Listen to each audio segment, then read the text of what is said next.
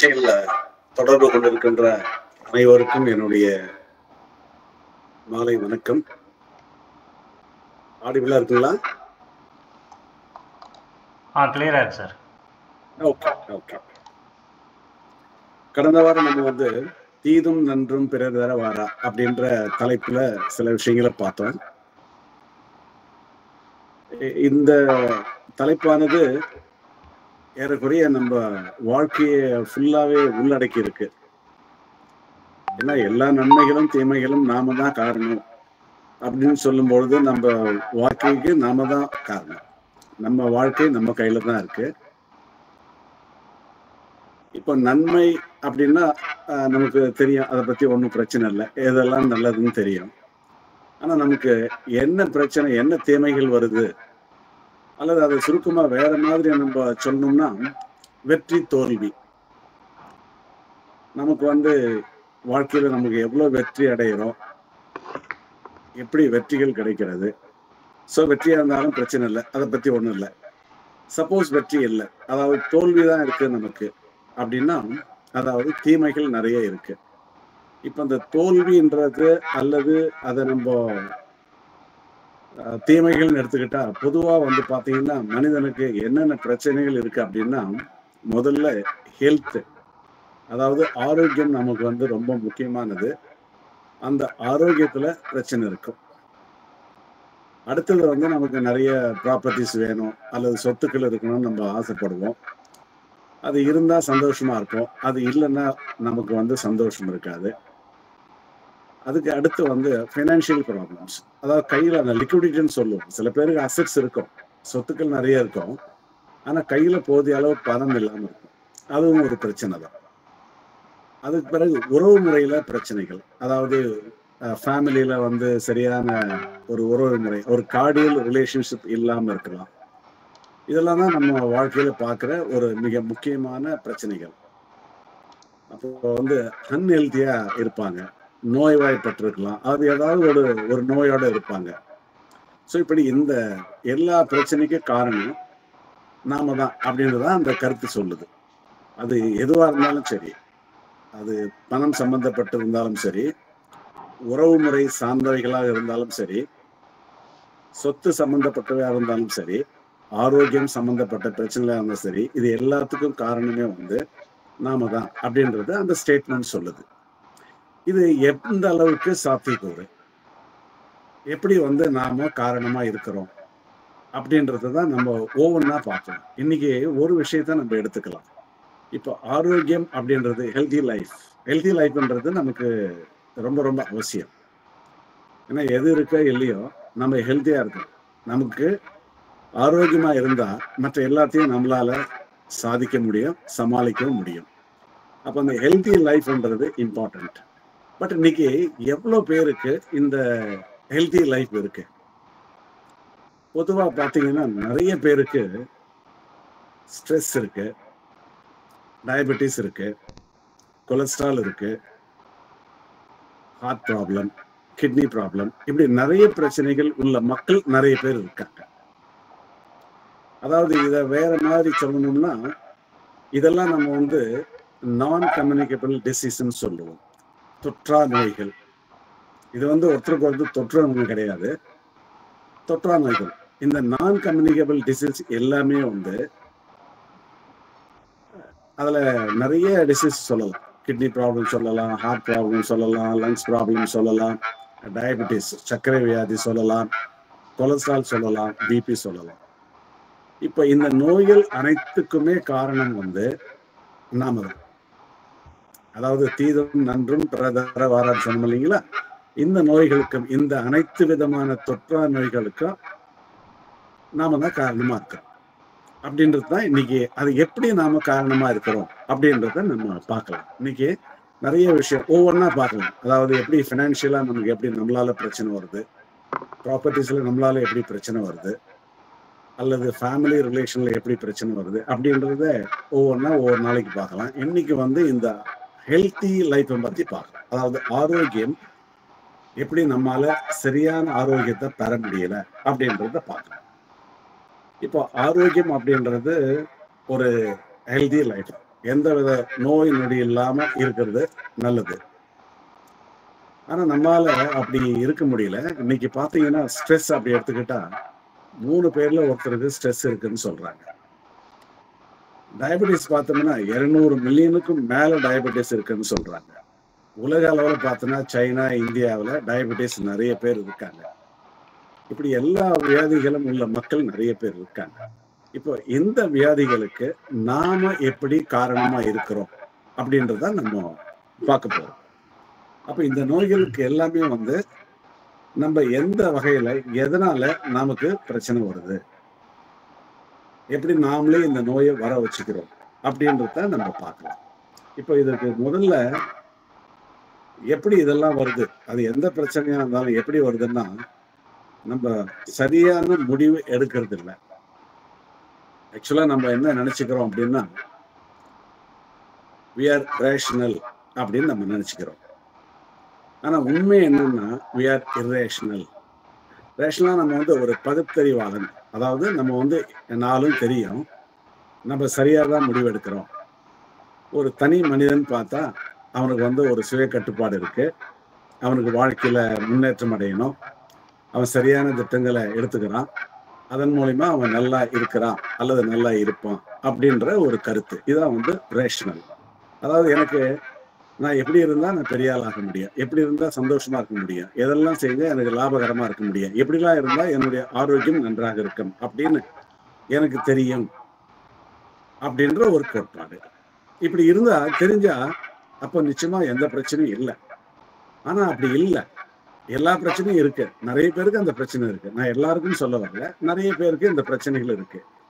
அப்போ ரேஷனலா இருந்தால், ஒரு பகுத்தறிவு கொண்ட மனிதனாக இருக்கும் பொழுது, அல்லது ஒரு விஷயம் நல்ல விஷயங்கள் நமக்கு தெரியுது அப்படின்னு சொன்னா நமக்கு இந்த பிரச்சனை எல்லாம் வராது. ஏன்னா இதெல்லாம் தொற்று நோயால் வருவது அல்ல. இதெல்லாம் சிலர் சொல்லலாம், ஜெனட்டிக்கா வரலாம், அப்பா அம்மாவுக்கு இருந்தா வரலாம் அப்படின்னு சொல்லலாம். அதுவும் ஓரளவுக்கு உண்மைதான். ஆனா அதையும் நம்மளால தடுக்க முடியும். அதையே மீறி நாம தான் இதுக்கு காரணம். அப்ப நம்ம ஆரோக்கியத்தை சம்பந்தப்பட்ட விஷயத்துல சரியான முடிவு எடுக்கல, நம்ம முடிவு வந்து தவறா இருக்கிறது. அப்ப இன்னைக்கு வந்து நம்ம முடிவுகள் எதனால சரியா இல்லை, ஏன் நமக்கு ஆரோக்கியம் கிடைக்கல அப்படின்ற விஷயத்தை தான் நம்ம பார்க்கிறோம்.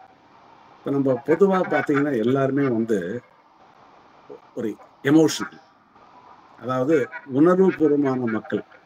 அதனாலதான் அந்த ரேஷனல் அப்படின்றது நமக்கு இல்லாம போயிடுது. இப்ப இன்னைக்கு ஒரே ஒரு காரணத்தை நம்ம எடுத்துக்கிட்டு அது எப்படி நம்ம ஆரோக்கியத்தை பாதிக்குது அப்படின்னு பார்க்கலாம். இப்போ பொதுவா நம்முடைய இயல்பு, அதை நம்ம ஆட்டிடியூட்னு சொல்லிக்கலாம் அல்லது பிஹேவியர்னு சொல்லிக்கலாம். அதான் நம்முடைய தன்மை, ஒரு தனிப்பட்ட மனிதனுடைய தன்மைன்னு சொல்லலாம். அதை இன்னும் கூட அதை அப்படியே கொஞ்சம் விரிவா சொல்லணும்னா ஒரு ஆளுமைன்னு சொல்லலாம், அதாவது பர்சனாலிட்டின்னு சொல்லலாம். அப்ப நம்முடைய ஆளுமை, பர்சனாலிட்டி அல்லது என்னுடைய இயல்பு, என்னுடைய கேரக்டர், என்னுடைய தன்மை எப்படி இருக்கிறதோ அப்படிதான் என்னுடைய ஆரோக்கியம் இருக்கும். ரொம்ப சிம்பிள் இது, அவ்வளவுதான். அல்லது இந்த நோய்கள் எல்லாமே வந்து எப்படி வருதுன்னா நம்முடைய ஹேபிட். அதனால நம்ம சொல்லலாம் இதெல்லாம் வந்து ஹேபிச்சுவல் டிசீஸ், நம்முடைய பழக்க வழக்கங்களால் ஏற்படுகின்ற தீமைகள் அல்லது இல் ஹெல்த். இது வந்து மற்ற விஷயத்தால வரல, நம்முடைய பழக்க வழக்கங்கள் சரியா இல்லை. அதான் நம்முடைய பழக்க வழக்கங்கள் நம்முடைய உடலுக்கு ஆரோக்கியமான ஒரு நிலையை கொடுக்கல. இதுதான் உண்மை. இதை நம்ம புரிஞ்சுக்கணும். இது வந்து நம்ம நினைச்சுக்குவோம், இல்லை அப்படி சொன்னா எப்படி, எல்லாருக்குமே எல்லாமே தெரியுமே, எல்லாருக்கும் தெரியும் தான். ஆனா இங்க ஒரு விஷயத்த நம்ம புரிஞ்சுக்கணும், எல்லா விதமான அறிவும் நமக்கு எல்லாருக்கும் இருப்பதில்லை. என்ன இப்போ ஒருத்தர் வந்து என்ஜினியரிங் படிச்சிருப்பாரு, அவர் என்ன படிச்சாரோ அதை பற்றிய விஷயம் தான் அவருக்கு தெரியும். மருத்துவருக்கு வந்து உடலை பற்றி தெரியும், உடல்ல ஏற்பட நோய்களை பற்றி தெரியும். அதுபோல கணித மேதைக்கு வந்து கணிதத்தை பற்றி தெரியும். எல்லாருக்குமே வந்து ஒரு நாலேஜ் அப்படின்றது ஒரு பர்ஃபெக்டா இருக்கிறதுக்கு வாய்ப்பு இல்லை, அதுவும் உண்மை. அப்போ பொது அறிவுன்னு ஒண்ணு இருக்கு. பொதுவா நம்ம வந்து வாழ்க்கை முறையில் எப்படி இருக்கணும், நம்ம வாழ்க்கையை எப்படி நடத்தணும் அப்படின்ற ஒரு சில விஷயங்கள் நமக்கு தெரிஞ்சா போதும். ஆனா முதல்ல நமக்கு தெரிய வேண்டியது எந்த விஷயத்தை பத்தி நமக்கு தெளிவு, அறிவு இல்லை என்று தெரிந்து கொள்வதே ஒரு முதல் அறிவு. இதுதான் நம்ம செய்யறதே இல்லை யாரும். அதாவது எனக்கு இது தெரியாது, இதை பத்திய அறிவு எனக்கு இல்லை அப்படின்னு தெரிஞ்சாவே நான் அறிவாளி தான். ஏன்னா அந்த விஷயத்தை பத்தி எனக்கு தெரியல. அப்ப நான் அதுல ரொம்ப கேர்ஃபுல்லா தான் இருப்பேன். அந்த விஷயத்த செய்ய மாட்டேன். அல்லது செய்யறதா இருந்தா அதை தெரிஞ்சவங்க கிட்ட கேட்டு அவங்களுடைய கன்சல்டேஷனை வாங்கிக்கிட்டு அதுக்கு பிறகுதான் அதை செய்வேன். ஆனா நம்ம நிறைய பேருக்கு வந்து எந்த விஷயம் நமக்கு தெரியல அப்படின்ற ஒரு தெளிவு, அப்படின்ற ஒரு அறிவு நமக்கு இருக்கிறது இல்லை. ஏன்னா நம்ம வந்து ரொம்ப பிஸியா இருக்கிறோம், எல்லாம் ஓடிக்கிட்டே இருக்கிறோம், நமக்கு நினைச்சதெல்லாம் செஞ்சுட்டு இருக்கோம், அல்லது மற்றவங்க யாரோ சொல்றாங்களா அதை செஞ்சுட்டு இருக்கோம். இப்படியே நம்ம ஓடிக்கிட்டே இருக்கிறோம். அப்போ எது நமக்கு சரியா தெரியுது, நம்ம எந்த விஷயத்துல தெளிவா இருக்கிறோம் அப்படின்ற ஒரு தெளிவு நமக்கு இல்லை. நிறைய பேருக்கு, எல்லாருக்கும் இல்லைன்னு நம்ம சொல்ல முடியாது.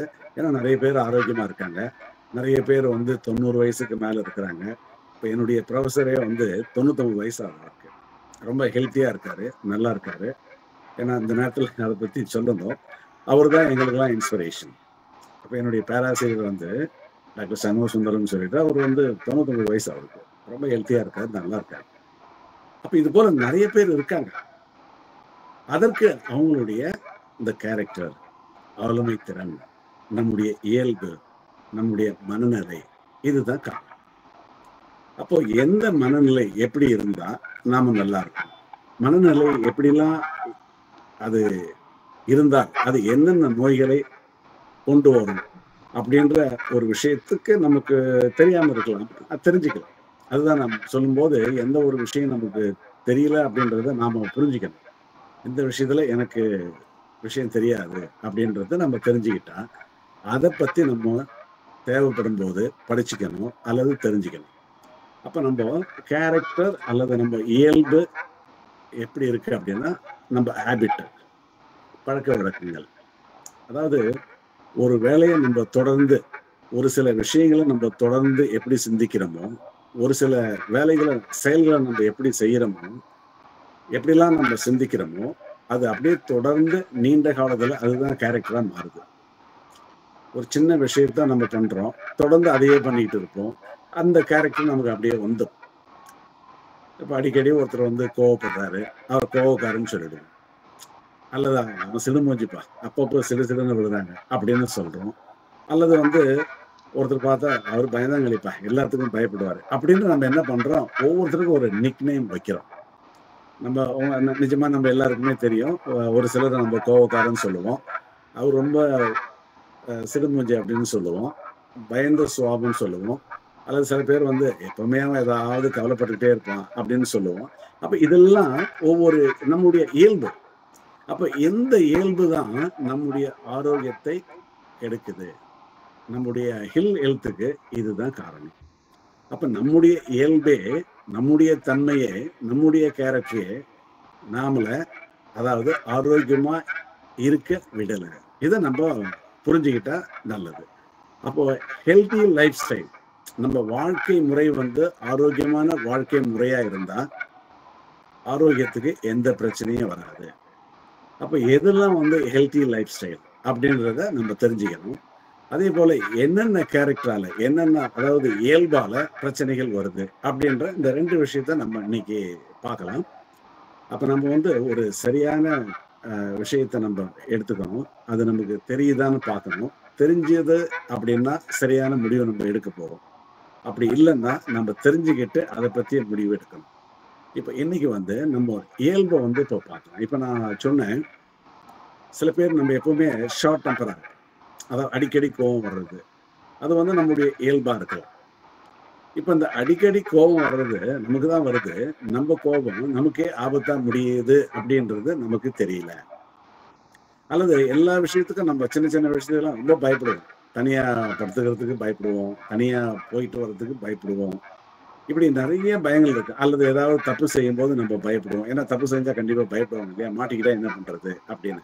அப்போ வாழ்க்கையில நம்ம எவ்வளவு நேரம் அல்லது எப்பெல்லாம் நம்ம அடிக்கடி பயப்படுறோமா, அடிக்கடி கோவப்படுறோமா, அடிக்கடி துக்கப்படுறோமா, அடிக்கடி ரொம்ப சந்தோஷப்படுறோமா, அடிக்கடி வருத்தப்படுறோமா, இப்படிப்பட்ட எமோஷன்ஸ் தான் நம்ம ஹெல்த்தை தீர்மானிக்கிறது. இதுதான் நம்ம இன்னைக்கு பார்க்க வேண்டிய விஷயம். இப்ப அடிக்கடி கோவப்படுறோம் அப்படின்னு சொன்னா, நம்ம ஏன் படுறோம் அப்படின்னா, அது நம்ம இயல்பா இருக்கு. இதெல்லாம் எப்படி ஓவர் கம் பண்றது? இதுல இருந்து எப்படி விடுபட்டு வர்றதுன்னு பிறகு பார்க்கலாம். இப்ப அடிக்கடி ஒருத்தர் கோவப்படுறாங்க அப்படின்னா, என்ன நடக்கும் அவங்க உடம்புல அப்படின்னு சொன்னா, லிவர், கால் பிளாடர் டேமேஜ் ஆயிடும். யார் ஒருத்தர் வந்து அடிக்கடி கோவப்படுறது, எல்லாத்துக்கும் கோவப்படுறது, அப்ப ரொம்ப அது போல ஒரு கோபக்கார மனிதனா இருக்கும் பொழுது, அவங்களுக்கு வந்து லிவர், கால் பிளாடர்ல பிரச்சனைகள் வரலாம். கல்லு வரலாம். கால் பிளாடர் ரிமூவ் பண்ற வேண்டிய சூழ்நிலை வரும். அப்போ இவருடைய எமோஷன் இயல்பு என்ன இருக்குன்னா, அடிக்கடி கோபம் வரக்கூடிய நபராக இருக்கிறாரு. அதனால அவருக்கு வந்து கால் பிளாடர் அண்ட் லிவர் சம்பந்தப்பட்ட நோய்கள் வருது. அப்ப பாருங்க, அதிகமா நம்ம ஒரு கோபக்கார மனிதனாக இருக்கும் பொழுது, அந்த ஹெல்த் வந்துடுது. ஆரோக்கியம் இல்லாம போயிடுது. குறிப்பா வந்து ஒரு குறிப்பிட்ட ஆர்கன். லிவர் எவ்வளவு முக்கியமான ஆர்கன் நமக்கு தெரியும். Liver and gall bladder. இப்ப இதுல பிரச்சனை வரும். எப்பன்னா நம்ம சுபாவம் வந்து அடிக்கடி கோபப்படுகின்ற நபராக இருந்தால். அப்ப நம்ம எப்படி கோவப்படாம இருக்கலாம்? ஏன் கோவப்படணும்? எதுக்கு கோவப்படணும்? எந்த நேரத்துல கோவப்படணும்? அப்படின்ற விஷயத்தெல்லாம் நம்ம அது பிறகு பார்க்கலாம். இப்போதைக்கு வந்து நம்ம என்ன சொல்ல வரோம்னா, அடிக்கடி கோபம் வந்தா அல்லது எப்பவுமே சதா கோவப்பட்டு என்னென்ன சின்ன சின்ன விஷயத்துக்கும் நம்ம ஒரு கோபக்கார மனிதனாக இருந்தால், கோபம் தான் நம்ம ஆங்கிரி, அதுதான் நம்ம இயல்பாக இருந்தால், கண்டிப்பா அவங்க லிவர், கால் பிளாடர் பத்தி கொஞ்சம் கேர் எடுத்துக்கணும். அவங்களுக்கு அது சம்பந்தப்பட்ட பிரச்சனைகள் வரலாம். ஏன்னா, அது ரொம்ப ரொம்ப முக்கியமான ஒரு ஆர்கன் நம்ம உடல்ல. அப்ப அது வந்து பாதிக்கப்படுறதுக்கு வாய்ப்பு இருக்கு. அதனால நாளடைவுல மற்ற ஆர்கனும் பாதிக்கப்படுறதுக்கு நிறைய வாய்ப்பு இருக்கு. அப்ப நம்ம வாழ்க்கையில வந்து ஓரளவுக்கு ஆரோக்கியமா இருக்கணும் அப்படின்னு சொன்னா, கோபப்படாம இருக்கணும். அது எப்படி இருக்கலாம் அப்படின்றத நம்ம பிறகு பார்க்கலாம். அடுத்த ஒரு விஷயத்த எமோஷன் எடுத்துக்கலாம். இன்னொரு உணர்ச்சி, எமோஷன்ஸ். இப்போ சப்போஸ் சில பேர் வந்து பார்த்தீங்கன்னா, பயந்த சுபாவமா இருப்பாங்க. சும்மா அப்படி போயிட்டு பக்கத்துல நின்னு ஒரு சத்தமா பேசினாலும் பயந்துருவாங்க. அத தூக்கி வாரி போட்டுருந்துச்சு அப்படின்னுவாங்க. அப்ப அடிக்கடி வந்து அவங்க வாழ்க்கையில வந்து ஒரு பயந்துகிட்டே இருப்பாங்க. எல்லாத்துக்கும் பயப்படுவாங்க. சின்ன சின்ன விஷயத்துக்கு பயப்படுவாங்க. இப்போ உதாரணத்துக்கு பார்த்தீங்கன்னா, சில பேர் டூ வீலர் ஓட்ட மாட்டாங்க, சைக்கிள் ஓட்ட மாட்டாங்க, கார் ஓட்ட மாட்டாங்க, அல்லது தனியா ஒரு இடத்துக்கு மாட்டாங்க, அல்லது உயரமான இடத்துக்கு மாட்டாங்க. ஒரு சண்டை அப்படின்னா இப்படி எல்லாத்துக்குமே வந்து பயப்படுவாங்க. அப்ப எத எடுத்தாலும் எதுக்கு எடுத்தாலும் பயம். பயந்த சுபாவம். இது வந்து இயல்பாவே அவங்களுக்கு பயம் ஏற்படலாம். அல்லது நம்ம நடவடிக்கை, இப்ப நம்ம வந்து ஏதாவது ஒண்ணு செய்யறோம். அந்த நடவடிக்கை செயலால நமக்கு பயம் ஏற்படுறதுக்கு வாய்ப்பு இருக்கு. இப்போ ஒரு பொய் சொல்லிட்டோம். ஐயோ! இது தெரிஞ்சிருமோ எப்படி என்ன தெரிஞ்சா என்ன பண்றது? அப்படின்ற ஒரு உள் உணர்வு நமக்கு அந்த குற்ற உணர்வு நம்மள ஒரு மாதிரியா பண்ணிக்கிட்டே இருக்கும். அல்லது ஏதாவது ஒண்ணு செய்யறோம். அந்த செயலால் நமக்கு வந்து பயம் ஏற்படலாம். அப்போ அடிக்கடி நமக்கு பயம் ஏற்படுதுன்னா, அவங்களுக்கு கிட்னி பாதிக்கும். அப்போ அதாவது யூரினரி பிளாடர்ல கிட்னில ஸ்டோன் வரலாம். அல்லது அதனுடைய மால் ஃபங்க்ஷனா இருக்கலாம். அப்ப இது காரணம் வந்து நம்முடைய சுபாவம். நாம அடிக்கடி பயப்படுறதுனால நம்முடைய கிட்னி பாதிக்கப்படுகிறது. இப்ப சில நேரத்துல சொல்லுவாங்க, சார் அவனுக்கு நல்ல பழக்கம் சார். எந்த கெட்ட பழக்கம் இல்ல சார். திடீர்னு இந்த ப்ராப்ளம் வந்துருச்சு. அந்த ப்ராப்ளம் வந்துடுது. அவன் குடிக்கிறதே இல்ல சார். லிவர்ல ப்ராப்ளம் வந்துடுது. இப்படியெல்லாம் நம்ம சொல்றத கேள்விப்பட்டிருக்கிறோம். பட் அவங்க மனநிலை அது பாதிக்கிற மாதிரி இருக்கலாம். அப்போ கோபம் இருந்தாலும் அது வந்து நல்லதில்ல. நம்ம ஆரோக்கியத்தை பாதிக்கிறது. அதே போல பயம், அடிக்கடி பயம் இருந்தாலும் நம்முடைய கிட்னிய பாதிக்கிறது. யூரினரி பிளாடர் பாதிக்கிறது. அப்ப இதுல பிரச்சனை வர்றதுக்கு வாய்ப்பு இருக்கு. கண்டிப்பா வந்து ரொம்ப பயந்த சுபாவம் உள்ளவங்களுக்கு, அதாவது லைஃப் வந்து அன்சர்டனா இருக்கு. ஜாப்ல வந்து ஒரு செக்யூரிட்டி இல்ல. இப்படி ஒரு பொருளாதார காரணமாகவோ, அல்லது குடும்ப சூழ்நிலை காரணமாகவோ, அல்லது உறவு சார்ந்த பிரச்சனைகளால அவருக்கு எப்பவுமே வந்து ஒரு பயம் இருந்துகிட்டே இருக்கும். அப்படி ஒருப்பட்ட பயம், ஒரு இன்செக்யூர் லைஃப்ன்னு சொல்றோம் அவருக்கு. அப்படி இருந்தா ஆ. கண்டிப்பா வந்து கிட்னில ஸ்டோன் வரும்.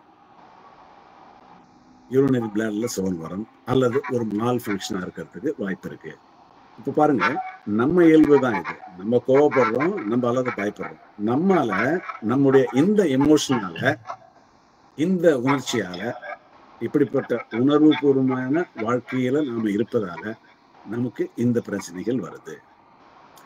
இப்ப அடுத்தது பார்க்கலாம். ஒரு நம்ம பேசும்போது நம்ம வாழ்க்கையில அல்லது நம்ம நண்பர்கள் கூட இருப்பாங்க. அதாவது சோகமா இருக்கிறது. எப்ப பார்த்தாலும் சோகமாவே இருப்பாங்க. அதான் என்ன சொல்லுவாங்க, "என்னப்பா கப்பல்லாம் கவுந்து போச்சு, அவ்வளவு சோகமா இருக்கிற" அப்படின்னுவாங்க. அப்போ சில பேருடைய அந்த இயல்பே பார்த்தீங்கன்னா, முகத்துல வந்து ஒரு சோகம் தெரியும். அதாவது "அகத்தின் அழகு முகத்தில் தெரியும்ன்னு" சொல்லுவோம். முகம் அப்படியே ஒரு சுருக்கமா இருக்கும். ஒரு கலகலப்பா இருக்க மாட்டாங்க. அப்படிப்பட்ட அந்த நபருக்கு வந்து எப்பவுமே அவங்க துக்கத்துல இருக்கிறாங்க அப்படின்ற அர்த்தம் நம்ம புரிஞ்சுக்கலாம். இப்ப அதுபோல சதா வந்து துக்கமாவே இருக்காங்க, அல்லது ஒரு மாதிரி கலகலப்பா இல்லாம சோகமாக இருக்காங்க அப்படின்னு சொன்னா, அவங்களுக்கு லங்ஸ் வந்து பாதிக்கும். அவங்களுக்கு நுரையீரல்ல பாதிப்புகள் ஏற்படுறதுக்கு வாய்ப்பு இருக்கு. பிரீத்திங் பிரச்சனை வரலாம். அப்போ துக்கம் அதிகமாக இருந்தால், எப்பவுமே துக்கமாவே இருந்தா, சோகமாக இருந்தா, அவங்களுக்கு அவங்களுடைய உடலில் ஆரோக்கியம் குறைபாடு ஏற்படும் நுரையீரல்ல. அப்ப நுரையீரல் வந்து பாதிக்கப்பட்டா உங்களுக்கே தெரியும். அது எவ்வளவு பெரிய பிரச்சனைன்னு நமக்கு தெரியும். அப்போ யாருக்கு துக்கம் அதிகமாக இருக்கிறதோ, எப்போ அவங்க அடிக்கடி சோகமா இருக்காங்களோ, அல்லது சோகத்திலே மூழ்கி இருக்காங்களோ, அவங்களுக்கு நுரையீரல் சார்ந்த நோய்கள் வரலாம். இப்ப இது எல்லாமே நம்முடைய இயல்பு தான். இது யாராலையும் மற்றவங்களால வரல. இது மற்றவங்களால வந்து வரலாம். துக்கம் வரலாம், கோபம் வரலாம். ஆனா அதுவும் நாம தான் அதை எப்படி கட்டுப்படுத்தணும்னு தெரியாதனால அதுக்கு நாமளே பலியாயிடுறோம். நம்ம கோபத்துக்கு, நம்ம பயத்துக்கு, நம்ம துக்கத்துக்கு நாமே பலியாயிடுறோம். அதனால நமக்கு ஆரோக்கியம் இல்லாமல் போயிடுது. அப்போ எப்போ ஒரு மனிதனுக்கு துக்கம் அதிகமா இருக்கோ, சோகம் அதிகமா இருக்கோ, அவங்களுக்கு வந்து நுரையீரல் பாதிக்கப்படலாம். அதே நேரத்துல ரொம்ப சந்தோஷம், அதாவது ஒரு ஆன்சைட்டி, ரொம்ப சந்தோஷமா இருந்தாலும், ஜாலி மூடு அப்படி இருந்தாலும் அது இதயத்தை பாதிக்கும். ஏன்னா எதுவுமே அளவுக்கு அதிகமானால் நஞ்சம் வந்து அது அமிர்தமும் நஞ்சாகும்னு சொல்லுவாங்க இல்லையா? அதுபோல அதிகமா ஆனந்தம் இருந்தாலும், ரொம்ப ஜாய்ஃபுல்லா இருந்தாலும், சந்தோஷம் அதிகமாக இருந்தாலும், அது வந்து நம்ம இதயத்தை பாதிக்கும். கொஞ்சம் கொஞ்சமா அது டேமேஜ் ஆகும். அடுத்தது ஒரு கவலை, பென்சிவ் மூடுன்னு சொல்லுவாங்க. பென்சிவ் மூடு, அதாவது கவலையா இருக்கிறது. எப்பவுமே வந்து ஏதாவது ஓவர் திங்கிங்னு சொல்லுவாங்க. கவலைப்பட்டுக்கிட்டே இருக்கு, வதனப்பட்டுக்கிட்டே இருக்குன்னு சொல்லுவாங்க. ஸோ அது போல இருந்தா நம்மளோட ஸ்டமக் அண்ட் ஸ்பிளீன் பாதிப்பு ஏற்படும். இப்போ பாருங்க, இது எல்லாமே நம்முடைய இயல்பு தான். இது எதனால வந்தது அப்படின்றத நம்ம பிறகு பார்க்கலாம். மற்றவங்களால வந்திருந்தாலும் அதை நம்ம கட்டுப்படுத்த முடியாம அதுக்கு நம்ம ஆட்கொண்ட இது பண்ணிடுறோம். அதாவது அந்த விஷயத்துக்கு நாம் அடிமையாயிடும். நமக்கு அந்த கண்ட்ரோல் இல்லாம போயிடுது. அப்ப இந்த விஷயம் எல்லாமே நம்ம கிட்ட இருந்து வர விஷயங்கள் தான். அப்ப அதிகமா கவலைப்படுகின்ற, வேதனைப்படுகின்ற அல்லது எதையாவது நினைச்சுக்கிட்டே இருக்கிறவங்களுக்கு ஸ்பிளீன் அண்ட் ஸ்டமக்ல பிரச்சனை வரலாம். இப்போ இவ்வளவு பிரச்சனையும் நாம தான் வர வச்சுக்கிறோம் நம்முடைய எமோஷனால. அதாவது வெளியில எது நடந்தாலும் அதை பத்தி நம்ம அதை சீரியஸா எடுத்துக்கல, அது நமக்குள்ள எந்த ஒரு தாக்கத்தையும் ஏற்படுத்தல அப்படின்னு சொன்னா இந்த பிரச்சனைலாம் நமக்கு வராது. ஆனா வெளியில இருக்கிற ஒவ்வொரு விஷயமும் நமக்குள்ள ஒரு தாக்கத்தை ஏற்படுது. அந்த எமோஷன் வந்து அந்த எமோஷனுக்கு நம்ம பலியாயிடுறோம். அப்போ இங்க என்ன பண்ணணும் அப்படின்னு சொன்னா, எமோஷனல் நியூட்ராலிட்டி இருக்கணும். அது எப்படி பழகிறதுன்னு நம்ம அதை பிறகு பார்க்கலாம். அதாவது எமோஷனல் நியூட்ராலிட்டி, இந்த வெளிப்புற தாக்கங்கள் வந்து நம்மளை பாதிக்காத இருந்தால், அல்லது நம்ம அதை அதை சீரியஸா எடுத்துக்கல அப்படின்னா நமக்கு இந்த பிரச்சனைகள்லாம் வராது. இப்ப பார்த்து நம்ம எல்லா விஷயங்களும் வந்து நமக்குள்ள, நம்ம மனசுக்கு உள்ள ஏற்படுற பிரச்சனைகள். இந்த பிரச்சனையால ஒவ்வொரு ஆர்கனும் வந்து பாதிக்கப்படுது. அப்ப மனிதன் வந்து பாத்தீங்கன்னா பொதுவா ஒரு உணர்வு மயமானவன். அதாவது ஃபீலிங்ஸ், உணர்வு, எமோஷன்ஸ். இந்த எமோஷன்ஸால உருவாக்கப்பட்டவன் தான் மனிதன். அப்ப இந்த எமோஷன்ஸே நம்மளை வந்து பாதிப்புக்கு உள்ளாக்குகிறது. அதான் ஒண்ணு சொல்லுவாங்க, உணவாலே இந்த உடல் வளர்கிறது, உணவாலே இந்த உடல் அழிகிறது. ஏன்னா உணவு தான் வளர்ச்சிக்கு ஆதாரமா இருக்கு. சின்ன குழந்தையா இருக்கும், அப்படியே வளர்ந்து பெரிய பெரிய பெரிய அளவு வளர்றோம். இது காரணம் வந்து நம்ம உணவுல கிடைக்கிற சக்தி தான். அந்த உணவு அல்லது சக்தி இல்லைன்னா நம்ம வளர்ச்சி ஏற்படாது. ஆனா அதே உணவு அதிகமாக இருந்தாலும், அதாவது பேலன்ஸ்டா இல்லாமல் இருந்தாலும், பிற்காலத்துல அல்லது எப்போ வேணாலும் உடல் உபாதைகள் வரலாம்.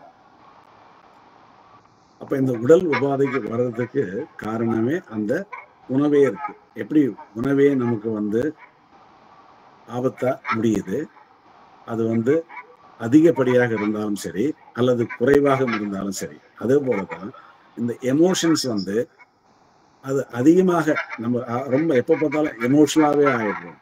அப்படி இருந்தாலும் சரி இந்த பிரச்சனைகள் வர்றதுக்கு வாய்ப்பு இருக்கு. இப்ப நம்ம ஆரோக்கியம் எப்படி நம்ம உணர்வுகளால், உணர்ச்சிகளால், நம்ம பழக்க வழக்கங்களால் எப்படி கெடுகிறது அப்படின்றத நம்ம பார்த்தோம். இது வந்து அக்குபஞ்சர்ல ஒரு பேசிக் கான்செப்ட். இந்த பிரச்சனை எல்லாம் இருந்தா, இந்த எமோஷன்ஸ்லாம் இருந்தா ஒவ்வொரு ஆர்கன்ல இப்படி பிரச்சனை வரும் அப்படின்றது ஒரு பொதுவான ஒரு கருத்து. இப்ப இந்த எமோஷன்ஸ் இதுதான் நம்மள ஒரு பிரச்சனையில மாட்டி விடுது. இப்ப இந்த எமோஷன் வந்து நாம வெளியில இருந்தும் வரலாம், உள்ள இருந்தும் வரலாம். இப்ப நமக்குள்ள ஒரு இந்த எமோஷன் உட்புறமா அகக்காரணியாகவும் இருக்கலாம், புறக்காரணியாகவும் இருக்கலாம். இப்போ ஒரு சில நேரத்துல நம்ம சொல்லுவோம், அவன் தான் என்னை கோவப்படுத்திட்டான், ஆனா அதனாலதான் அவன் என்ன பயங்காட்டிட்டான், அதனாலதான் எனக்கு சோகம் ஆயிடுச்சு, ஒரு நிகழ்ச்சி அதனால சோகம் ஆயிடுச்சு. அப்படி நம்ம என்ன பண்ணுவோம், ஒவ்வொரு எமோஷன்ஸுக்கும் ஒவ்வொரு காரணத்தை நம்ம கற்பிப்போம். ஏன்னா நம்ம அதை நம்ம சொல்லிடுவோம், எனக்கு இதனாலதான் பிரச்சனை வந்தது, இதனாலதான் கோபம் வந்தது, இதனாலதான் எனக்கு கவலையா இருக்கு, இது சரியில்லை அது சரியில்லை அப்படின்னு நம்ம ஒவ்வொன்றுத்துக்கும் ஒவ்வொரு காரணம் நம்ம சொல்லுவோம். அது நம்ம வாழ்க்கையில நடக்கிற ஒரு விஷயமாவும் இருக்கலாம், அதை நம்ம மறுக்கல. இதனாலதான் இப்படி வந்தது அப்படின்ற ஒரு தாக்கம். அப்ப நம்ம இந்த எமோஷன்ஸ்க்கு வந்து ரெண்டு விஷயம் இருக்கு. அல்லது நம்ம ஏன் ரேஷனலா இல்லை, இப்ப நம்ம வந்து ஒரு பகுத்தறிவு, நம்ம எல்லா விஷயங்களும் நமக்கு தெரிஞ்சிருந்தா இதெல்லாம் நம்ம கண்ட்ரோல் பண்ணிருக்கலாம். அதாவது கோவப்பட்டு என்ன ஆக போகுது அப்படின்ற ஒரு அதை பத்தி தெரிஞ்சிருந்தா, பயம் இல்லாம ஏன் நம்ம இருக்கக்கூடாது அப்படின்னு இருந்தா, அதாவது ஒரு விஷயம் நம்ம நல்ல தெளிவா புரிஞ்சுக்கணும், பெரும்பாலான உடல் உபாதைகளுக்கு காரணம் வந்து பயம்தான். நீங்க என்ன டிசீஸ் எடுத்துக்கிட்டாலும் அது கடைசியில பலவிதமான டிசீஸா மாறும். எல்லாத்துக்குமே வந்து காரணம், ஏறக்குறைய எல்லா நோய்களுக்கும் காரணம் வந்து பயம்தான். அப்போ நம்ம கிட்ட இருக்கிற பயம் செத்துருச்சு, அதாவது பயமே நமக்கு இல்லை அப்படின்னா நமக்கு நோயே இருக்காது. அப்ப பயம் இல்லாத, அந்த சோகம் இல்லாம எப்படி இருக்கணும் அப்படின்ற ஒரு வாழ்க்கை முறையை நம்ம எடுத்துக்கலாம். இப்ப நம்ம வந்து எந்தெந்த எமோஷனால, உணர்ச்சிகளால் எந்தெந்த ஆர்கன் பாதிப்புக்கு உள்ளாகுது அப்படின்றத நம்ம பார்த்தோம். இப்ப அடுத்து வந்து இந்த எமோஷன்ஸுக்கு வந்து ஒரு நம்ம பேர் வச்சிருக்கோம், கேரக்டர், ஹேபிச்சுவல் அப்படின்னு சொல்லிடுறோம். நம்ம ஹேபிட் தான். அப்ப பெரும்பாலான நம்முடைய இப்படிப்பட்ட ஒரு நிலைக்கு காரணம் நம்முடைய பழக்க வழக்கங்கள், கேரக்டர். அதனாலதான் நம்ம சொல்லுவோம், எவ்வளவு படிச்சிருந்தாலும், நம்ம எவ்வளவு சர்டிபிகேட் எல்லாமே இருக்கு எனக்கு இருந்தா கூட, நம்ம வந்து அந்த ஆட்டிடியூட் வந்து இம்பார்ட்டன்ட். அதாவது attitude is better then aptitude அப்படின்னு சொல்லுவாங்க. நம்ம அது எவ்வளவு விஷயம் இருக்கு அப்படின்றத விட நம்முடைய இயல்பு எப்படி இருக்கு அப்படின்ற விஷயம்தான் நமக்கு முக்கியம்.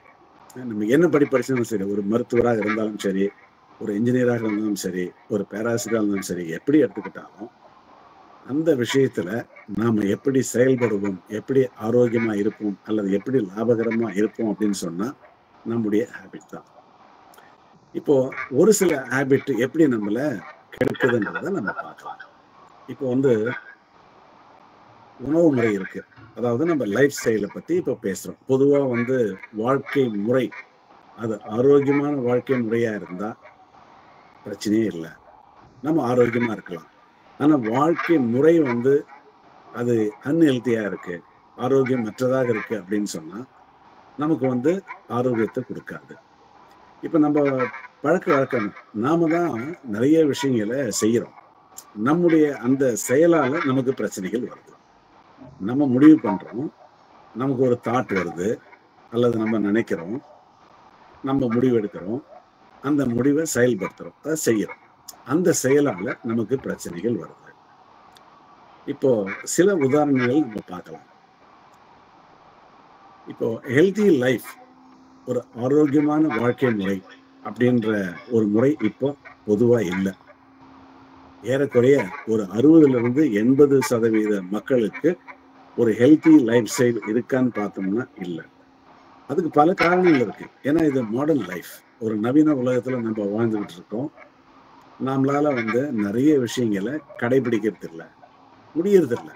தெரியும், எல்லாருக்குமே இந்த நாலேஜ் இருக்கு. சில விஷயங்கள்லாம் எல்லாருக்கும் தெரியும். இப்போ குடிக்கிறது கெடுதல் தான் தெரியும், ஸ்மோக் பண்றது கெடுதல்னு தெரியும், அவங்களுக்கு தெரியாம இல்லை.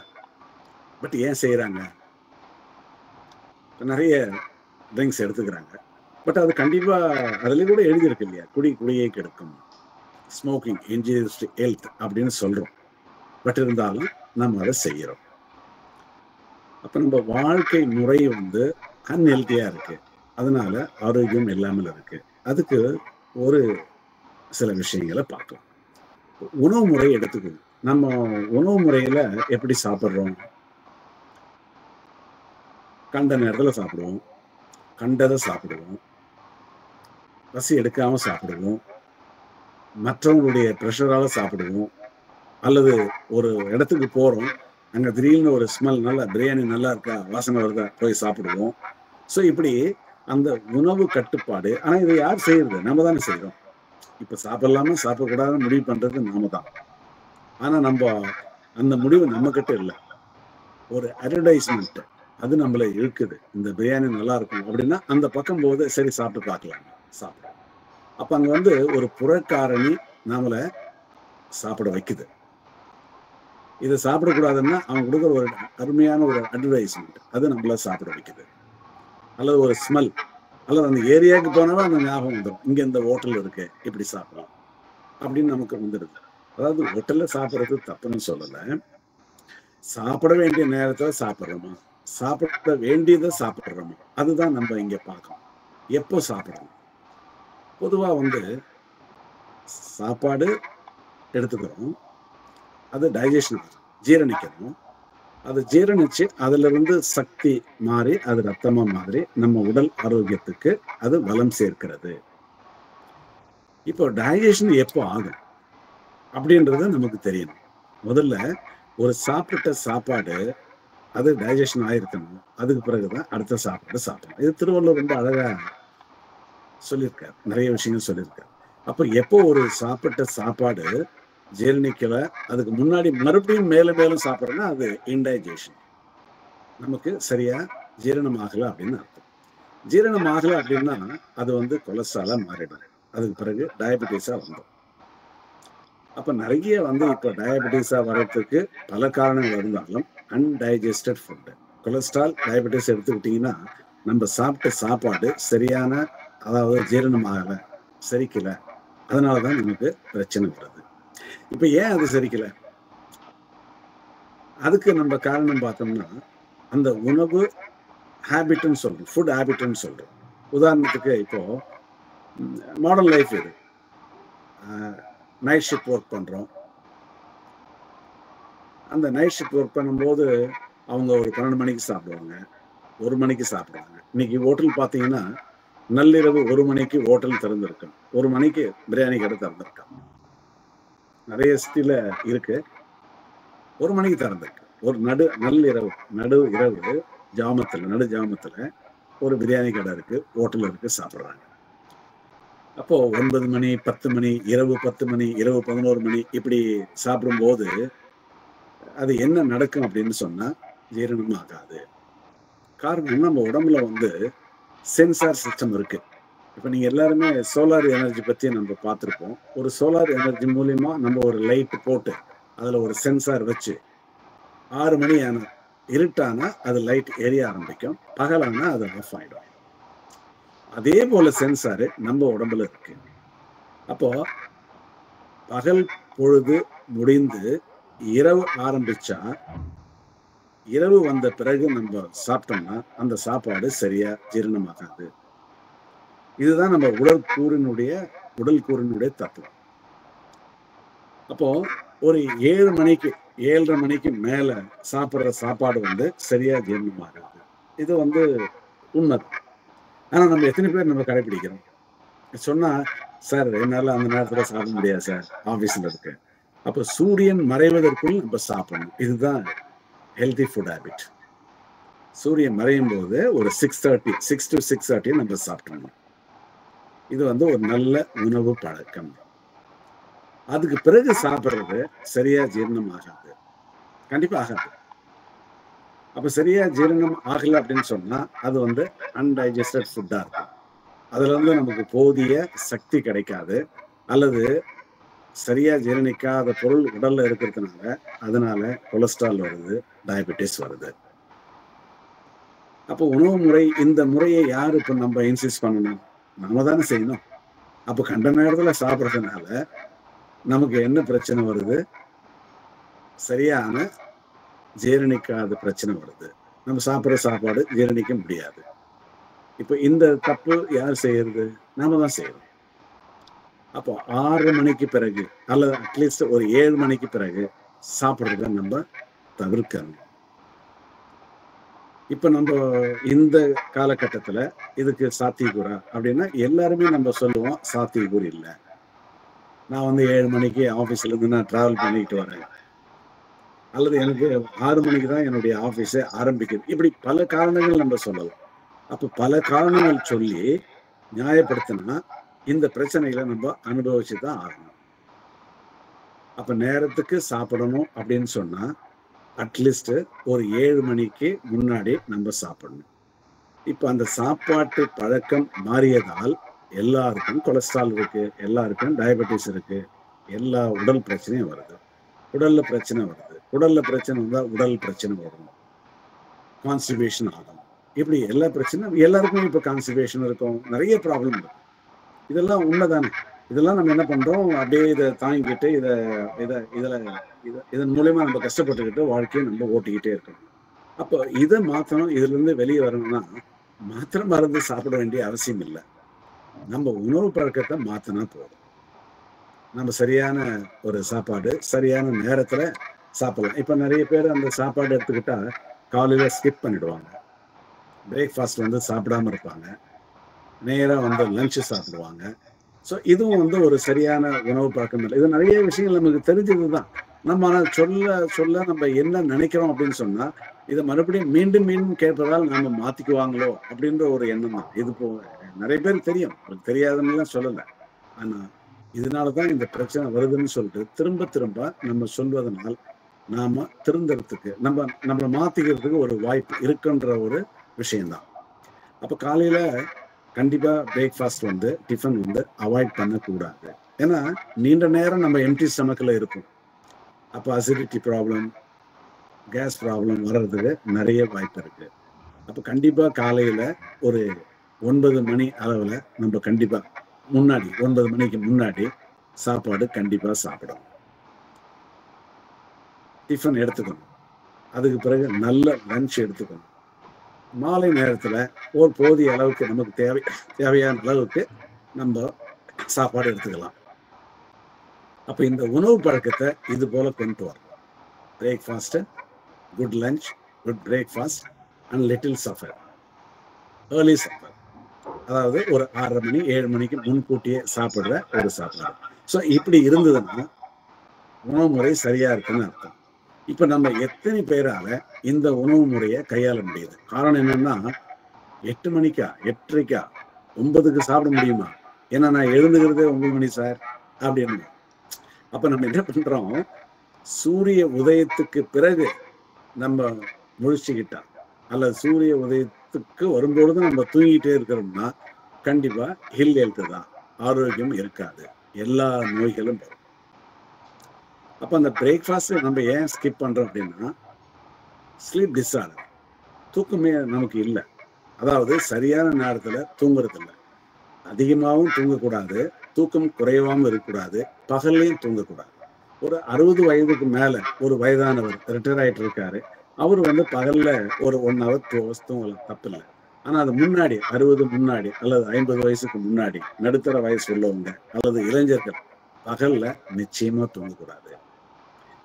பகல்ல தூங்குறதுனா கண்டிப்பா நோய் வருவதற்கு, உடல் உபாதைகளுக்கு 100% கேரண்டி இருக்கு. அப்ப இந்த பழக்கத்தை நாம விட்டுடணும். நம்முடைய பழக்கம் நமக்கு தீமையாக மாறுகிறது. காலையில டிஃபன் கண்டிப்பா சாப்பிடணும், அதுக்கு நம்ம ஏர்லியா எழுந்துக்கணும்.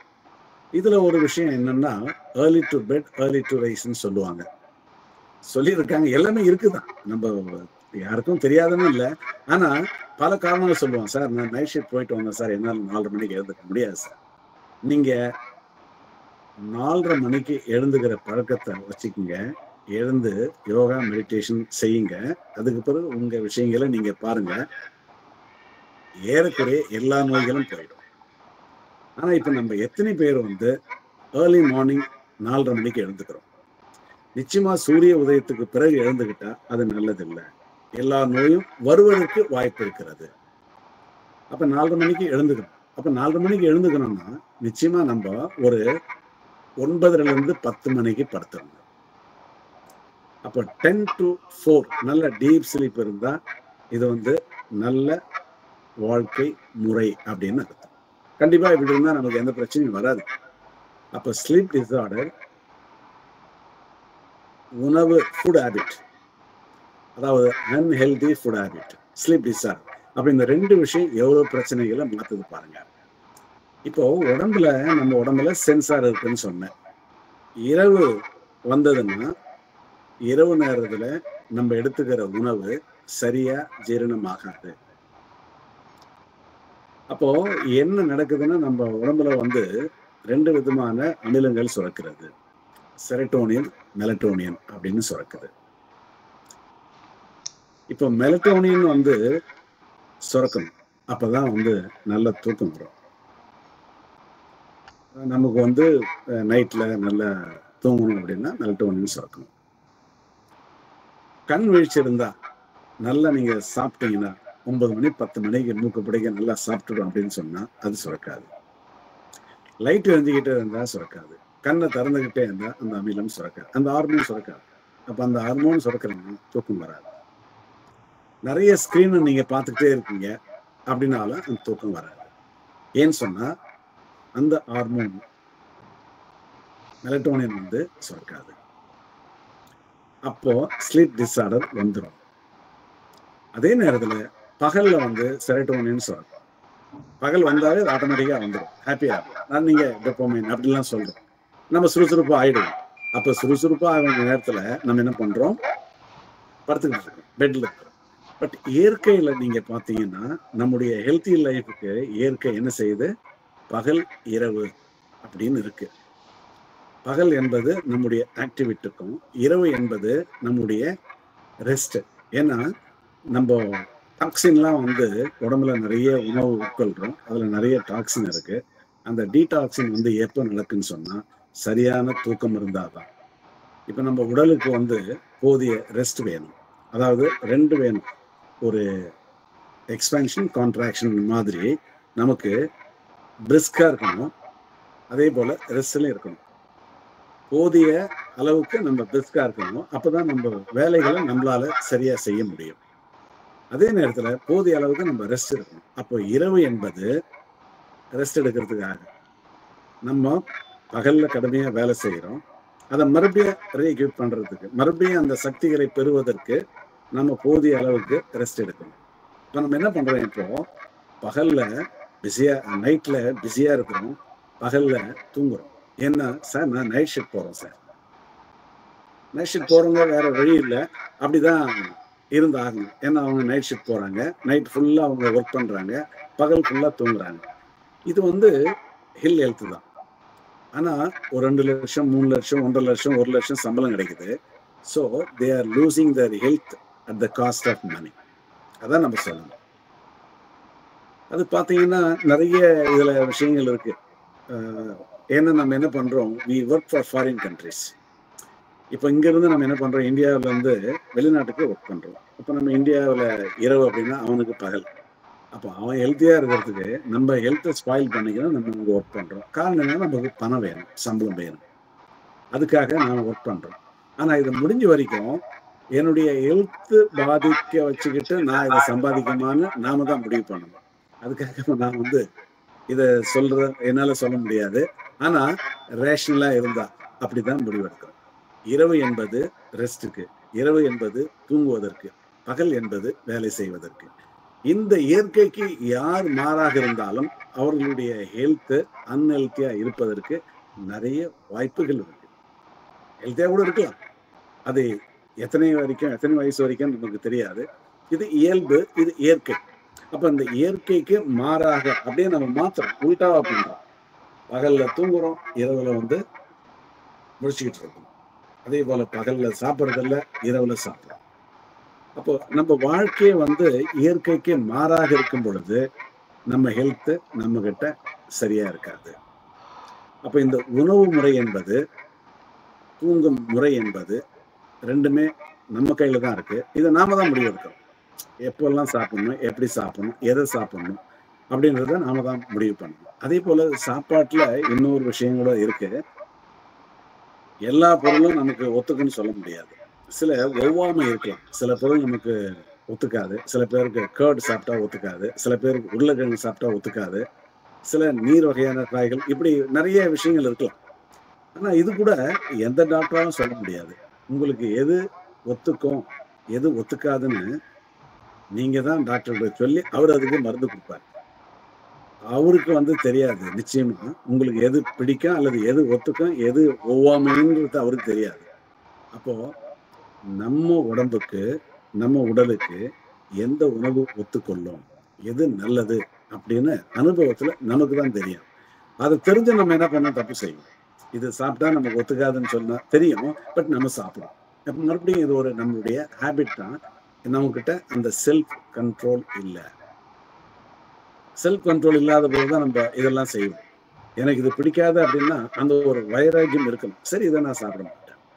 இது செஞ்சா எனக்கு பிரச்சனை வரும் அப்படின்னா அந்த ஒரு வைராக்கியம், அதை நான் செய்ய மாட்டேன் அப்படின்ற ஒரு வைராக்கியம் நமக்கு வேணும். அது இல்லைன்னு சொன்னா நாம உண்மையிலே இது போல பிரச்சனைக்கு ஆளாகும். அப்ப தூக்கம், நல்ல தூக்கம் இருக்கணும். குறைந்தது வந்து ஒரு 7 மணி நேரம் ஒரு நல்ல தூக்கம் இருக்கணும். அதுவும் இரவில். இல்லைங்க நான் வந்து பகல்ல ஒரு 8 மணி நேரம் 10 மணி நேரம் கூட தூங்கிடும் அப்படின்னா நிச்சயமா வந்து அது உடல் ஆரோக்கியத்துக்கு உகந்ததாக இருக்காது. 10 மணி நேரம் தூங்கினாலும் முதல்ல பகல்ல தூங்குறதே நல்லதில்லை. ஏன்னு சொன்னா நம்ம அந்த ஹார்மோன் சுரக்கிறதே மாறிடும். ஏன்னா நம்ம இஷ்டத்துக்குலாம் அப்படி கிடையாது. எப்படின்னா நம்ம உடல்ல பத்தி நம்ம ரொம்ப சந்தோஷப்படணும். The biggest chemical factory in the world is only the human body. இந்த டிசைனை யாராலையும் புரிஞ்சிக்க முடியாது. Even the doctor cannot understand. எல்லாமே நம்ம கெஸ் பண்ணி தான் கொடுக்குறோம். தெரியும், மருத்துவருக்கு எல்லா உடலை பற்றியும் தெரியும். ஆனா அது எப்படி ரியாக்ட் பண்ணும் அப்படின்றது தெரியாது. அப்படிப்பட்ட ஒரு விஷயம். இப்போ எவ்வளோ விஷயங்கள் நடக்குது. இதெல்லாம் நம்ம சயின்டிஸ்ட், மருத்துவர்கள் எல்லாத்துக்குமே நம்மளால பதில் சொல்ல முடியாது. பிரெயின் எப்படி ஒர்க் பண்ணுது, இந்த எமோஷனுக்கு எப்படி இங்க வருது, இந்த எமோஷனால இந்த விளைவுகள் எப்படி வருதுன்றத சரியா நம்மளால இன்னும் சயின்டிபிக்கா நம்மளால சொல்ல முடியல. அப்போ ஒரு புரிந்து கொள்ள முடியாத புதிரா இருக்கிற உடல் தான் நம்ம உடல். அப்படிப்பட்ட ஒரு சிறப்பான ஒரு உடலை நாம வந்து என்ன பண்றோம், அன்ஹெல்தி லைஃப் ஸ்டைலை நாமே கெடுத்துக்கிறோம். அப்ப இந்த உணவு முறையை நாம தான் கையாளுறோம். அந்த தூக்கம் விழிப்பு நிலையை நாம தான் முடிவெடுக்கிறோம். அதே போல நம்முடைய இயல்பு தான் கோவப்பட வைக்குது. இது எல்லாமே நம்முடைய ஆளுமை அல்லது நம்முடைய பர்சனாலிட்டி அல்லது நம்முடைய கேரக்டர்னு சொல்லலாம். அப்போ பொதுவா பார்த்தோம்னா நம்முடைய இந்த மாதிரியான எமோஷன்கள், ஃபீலிங்ஸ், இதுதான் நம்ம வாழ்க்கைக்கு உதவியா இருக்கும் அல்லது உபத்திரமா இருக்கும் அப்படின்ற விஷயம்தான் நம்ம இப்ப பார்த்தோம். அப்ப கண்டிப்பா வந்து தீதும் நன்று பிறர் தானே வாழதானே, அதான உண்மை. அப்ப இந்த நோய்கள் எல்லாமே வந்து பெரும்பாலான நோய்கள் இன்னைக்கு பாத்தீங்கன்னா ஏறக்குறைய மொத்த இறப்பில் வந்து ஏறக்குறைய ஒரு 70% வந்து இந்த தொற்றா நோய்கள் மூலமா தான் ஏற்படுகிறது. அப்போ எல்லா விதமான மெஜாரிட்டி அந்த இறப்புக்கு காரணமாக இருப்பது தொற்றா நோய்கள். இந்த தொற்றா நோய்களுக்கு அடிப்படைய காரணம் எதுன்னு சொன்னா மனிதனுடைய ஹேபிட், அதான் நம்மளுடைய அன்ஹெல்தி லைஃப் ஸ்டைல். அப்ப பாத்தீங்கன்னா எவ்வளவு பெரிய ஒரு விஷயம் பாருங்க. நிறைய இறப்புக்கு காரணம் நம்முடைய பழக்க வழக்கங்கள், நம்முடைய அன்ஹெல்தி லைஃப் ஸ்டைல் தான். இதுதான் இவ்வளோ ஒரு பிரச்சனைக்கு காரணமா இருக்கு. இப்ப இவ்வளவு பிரச்சனைகள் இருக்குது. இது நமக்கு நிறைய பேருக்கு தெரியலாம், சில பேருக்கு தெரியாம இருக்கலாம், அல்லது தெரிஞ்சு இதை பிராக்டிஸ் பண்ண முடியாத ஒரு சூழ்நிலையில இருக்கலாம். அது எப்படி இருந்தாலும் நம்ம ஆரோக்கியம் நமக்கு முக்கியம், நம்ம உடல் நமக்கு முக்கியம். ஏன்னா இந்த உடல் இல்லைன்னா எதையுமே நம்ம செய்ய முடியாது. இந்த உடல் இருக்கிறதுனால தான் உயிர் இருக்கு. இந்த உயிர் இருக்கிறதுனால தான் நம்ம இவ்வளவு வேலையை நம்ம செய்கிறோம். அப்ப இந்த உடல் உயிர், அதாவது நம்முடைய உடலும் மனமும் ஆரோக்கியமா இருக்கணும் அப்படின்னு சொன்னா நமக்கு தேவையான பழக்க வழக்கங்கள் அவசியம், நமக்கு தேவையான உணவுகள் அவசியம். அதாவது இந்த உணவு முறையை சொன்னோம்னா அதுல இன்னும் கூட ஒண்ணு சொல்லலாம். நம்ம உணவு முறையில கூட நாம என்ன பண்ணுவோம், சாப்பிடுற விதம் தவறாக இருக்கும். இப்ப நிறைய பேர் பாத்தீங்கன்னா டிவி பார்த்துட்டே சாப்பிடுவோம், பேசிக்கிட்டே சாப்பிடுவோம், நின்றுகிட்டே சாப்பிடுவோம். இதெல்லாம் தவறான பழக்க வழக்கங்கள். ஈவன் நம்ம தண்ணி குடிக்கிறோம், வாட்டர் எடுத்துக்கிறோம்ல, அதை விட உட்காந்துதான் குடிக்கிறோம், நின்றுகிட்டு குடிக்க கூடாது. ஆனா இப்ப நிறைய பாத்தீங்கன்னா ஹோட்டலுக்கு போறோம், எல்லாமே அழகா என்ன சொல்றோம், பஃபே சிஸ்டம். அப்படியே நாமளே போயிட்டு வேண்டியது நம்ம எடுத்துக்கிட்டு தட்டுல போட்டு சாப்பிட்டுட்டே இருக்கிறோம், நின்றுகிட்டே சாப்பிடுறோம். அப்போ நின்றுகிட்டு சாப்பிடக்கூடாது, சாப்பிடும்போது தண்ணி குடிக்க கூடாது. இப்ப இவ்வளவு வேலையும் நம்ம தப்பா பண்றோம். பேசிக்கிட்டே சாப்பிடக்கூடாது. பேசிக்கிட்டே சாப்பிடும்போது என்ன ஆகுதுன்னா, நம்ம சாப்பிடும்போது உணவை எடுத்து வாயில வச்சுட்டோம், அதுக்கு பிறகு வாயை மூடிக்கிட்டு மென்னு சாப்பிடணும். அதாவது நுருங்க தின்னால் 100 வயசு வாயலாம்னு சொல்லுவாங்க, அவ்வளவு வாழ முடியும்.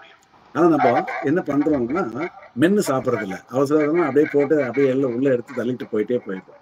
இப்போ எவ்வளவு ஆடான விஷயங்களை சாப்பிடுறோம், உள்ள வந்து எந்த விதமான இரும்புகள் இல்லை, எதுவுமே இல்லை.